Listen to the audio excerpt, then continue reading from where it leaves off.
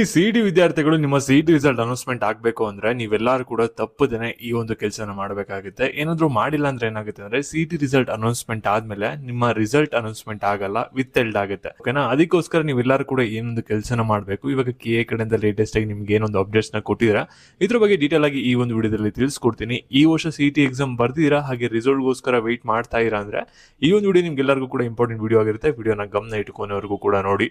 ಅದಕ್ಕಿಂತ ಮುಂಚೆ ಯಾರು ಚಾನಲ್ ಸಬ್ಸ್ಕ್ರೈಬ್ ಮಾಡ್ಕೊಂಡ್ರಲ್ಲ ಪ್ರತಿಯೊಬ್ಬರು ಕೂಡ ಸಬ್ಸ್ಕ್ರೈಬ್ ಮಾಡ್ಕೊಳ್ಳಿ, ಹಾಗೆ ಪ್ರತಿಯೊಬ್ಬರು ಕೂಡ ವಿಡಿಯೋಗೆ ಒಂದು ಲೈಕ್ ಕೊಡಿ. ಯಾಕಂದ್ರೆ ಮಾಡುವಂತ ಒಂದು ಸಣ್ಣ ಲೈಕ್, ಒಂದು ಸಣ್ಣ ಸಬ್ಸ್ಕ್ರೈಬ್ ಇಂದ ನಿಮ್ಗೆ ಇದೇ ರೀತಿ ಕಂಟಿನ್ಯೂಸ್ ಆಗಿ ಅಪ್ಡೇಟ್ಸ್ ಗಳನ್ನ ನೀಡ್ತಾ ಇರಬಹುದಾಗಿರುತ್ತೆ. ಸಿಇಟಿ ಎಕ್ಸಾಮ್ ಬರ್ದಾದ್ಮೇಲೆ ನೀವೆಲ್ಲರೂ ಕೂಡ ಕಾತರದಿಂದ ನಿಮ್ಮ ಸಿಇಟಿ ರಿಸಲ್ಟ್ ಎಷ್ಟು ಬರ್ಬೋದು ಅಂತ ಎಲ್ಲಾ ಕಡೆಯನ್ನು ಕೂಡ ಸರ್ಚ್ ಮಾಡ್ತಾ ಇರ್ತೀರಾ. ಇಲ್ಲಿ ನಿಮಗೆ ಫ್ರೀ ಆಗಿ ಒಂದು ರ್ಯಾಂಕ್ ಪ್ರಿಡಿಕ್ಟರ್ ಇದೆ. ಜಸ್ಟ್ ನಿಮ್ಮ ಸಿಇಟಿ ಸ್ಕೋರ್ ನ ಎಂಟರ್ ಮಾಡಿ, ಹಾಗೆ KCET ಸ್ಕೋರ್ ನ ಎಂಟರ್ ಮಾಡಿ ಸಬ್ಮಿಟ್ ಅಂತ ಕೊಡಿ. ನಿಮ್ಮ ಸಿಇಟಿ ರ್ಯಾಂಕಿಂಗ್ ಎಷ್ಟು ಬರ್ಬೋದು ಒಂದು ಸಿಇಟಿ ರಿಸಲ್ಟ್ ಅನೌನ್ಸ್ಮೆಂಟ್ ಆಗಬೇಕಾದ್ರೆ ಅನ್ನೋದನ್ನ ಪ್ರಿಡಕ್ಟ್ ಮಾಡಿ ತೋರಿಸುತ್ತೆ. ಕಂಪ್ಲೀಟ್ಲಿ ಫ್ರೀ ಟೂಲ್ ಆಗಿರುತ್ತೆ. ಲಿಂಕ್ ಡಿಸ್ಕ್ರಿಪ್ಷನ್ ಬಾಕ್ಸ್ ಮತ್ತೆ ಕಮೆಂಟ್ ಸೆಕ್ಷನ್ ಇರುತ್ತೆ. ಕ್ಲಿಕ್ ಮಾಡ್ಬಿಟ್ಟು ನಿಮ್ಮ ರಿಸಲ್ಟ್ ಎಷ್ಟು ಬರ್ಬೋದು ಅನ್ನೋದನ್ನ ಚೆಕ್ ಮಾಡ್ಕೊಳ್ಳಿ. ಇವಾಗ ನಾವು ಬ್ಯಾಕ್ ವಿಡಿಯೋ ಬಗ್ಗೆ ಬರೋಣ. ಈಗ ಪ್ರತಿಯೊಬ್ಬರು ಕೂಡ ವಿಡಿಯೋನ ಗಮನ ಇಟ್ಟುಕೊನೆವರೆಗೂ ಕೂಡ ನೋಡ್ತಾ ಹೋಗಿ. ಇಲ್ಲಿ ನೀವೆಲ್ಲರೂ ಕೂಡ ಸಿಇಟಿ ಎಕ್ಸಾಮ್ ನ ಬರ್ದಿದ್ದೀರಾ ಸಕ್ಸಸ್ಫುಲ್ ಆಗಿ. ಸಿಇಟಿ ಎಕ್ಸಾಮ್ ಎಲ್ಲ ಕೂಡ ಬರ್ದಾದ್ಮೇಲೆ ನಿಮ್ಗೆ ನೆಕ್ಸ್ಟ್ ಪ್ರೊಸೆಸ್ ಇರೋದು ರಿಸಲ್ಟ್ ಬರುತ್ತೆ.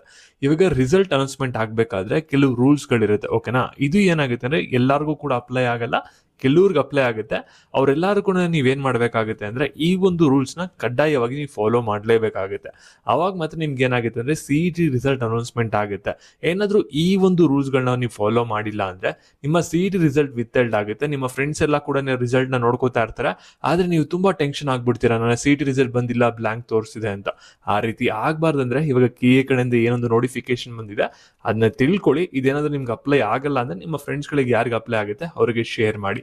ಇವಾಗ KA ಕಡೆಯಿಂದ ಏನೊಂದು ನೋಟಿಫಿಕೇಶನ್ ಬಂದಿದೆ ಅಂದ್ರೆ ಇಲ್ಲಿ ಯಾರು CBSE, ICSE ಮತ್ತೆ ಕರ್ನಾಟಕ ಬಿಟ್ಟು ಅದರ್ ಸ್ಟೇಟ್ ಬೋರ್ಡ್ ಅಲ್ಲಿ ಓದಿರ್ತಾರೆ 2026ಕ್ಕಿಂತ ಮುಂಚೆ, ಅಂದ್ರೆ ಈ ವರ್ಷ ನೀವು ಯಾರ್ಯಾರು ಸೆಕೆಂಡ್ PUC ಎಕ್ಸಾಮ್ ನ ಬರ್ದಿಲ್ಲ, ಲಾಸ್ಟ್ ಇಯರ್ ನೀವೆಲ್ಲ ಕೂಡ ಬರೆದು ಪಾಸ್ ಆಗಿದ್ದೀರಲ್ಲ, ನೀವೆಲ್ಲರೂ ಕೂಡ ಏನ್ ಮಾಡ್ಬೇಕಾಗುತ್ತೆ ಅಂದ್ರೆ CBSE, ICC ಮತ್ತೆ ಅದರ್ ಬೋರ್ಡ್ಸ್ ಅವರು ಮಾರ್ಕ್ಸ್ ಎಂಟ್ರಿನ ಮಾಡ್ಬೇಕಾಗುತ್ತೆ, ಅಥವಾ ಆಟೋ ಫೆಚಿಂಗ್ ನ ನೀವು ಇಲ್ಲಿ ಮಾಡ್ಬೇಕಾಗುತ್ತೆ ಮಾರ್ಕ್ಸ್ ಎಂಟ್ರಿಗೆ. ಓಕೆನಾ?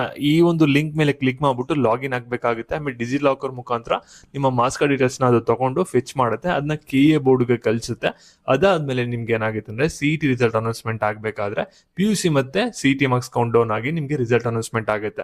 ಏನಾದ್ರೂ ಈ ಒಂದು ವಿಡಿಯೋಸ್ ಗಳನ್ನ ನೀವು ಕರೆಕ್ಟ್ ಆಗಿ ಎಂಟರ್ ಮಾಡಿಲ್ಲ, ಇವಾಗ ಈ ಒಂದು ಕೆಲಸನ ಮಾಡಿಲ್ಲ ಅಂದ್ರೆ ನಿಮ್ಮ ಸಿಇಟಿ ರಿಸಲ್ಟ್ ಬರಲ್ಲ, ವಿತ್ಹೆಲ್ಡ್ ಆಗುತ್ತೆ. ಈ ವರ್ಷ ನೀವು ಯಾರ್ಯಾರು ಸೆಕೆಂಡ್ PUC ಎಕ್ಸಾಮ್ ನ ಬರ್ದಿದ್ದೀರಾ, ಪಾಸ್ ಆಗಿದ್ದೀರಾ, ನಿಮಗೆ ಯಾವುದೇ ತರದ ಮಾರ್ಕ್ಸ್ ಎಂಟ್ರಿ ಇರೋದಿಲ್ಲ. ಯಾವುದೇ ಬೋರ್ಡ್ ಆಗಿದ್ರು ಕೂಡ ಅದೆಲ್ಲ ಕೂಡ ಆಟೋಮೆಟಿಕ್ ಆಗಿ ಫೆಚ್ ಆಗುತ್ತೆ ಈ ಇಯರ್ ಡಾಟಾ.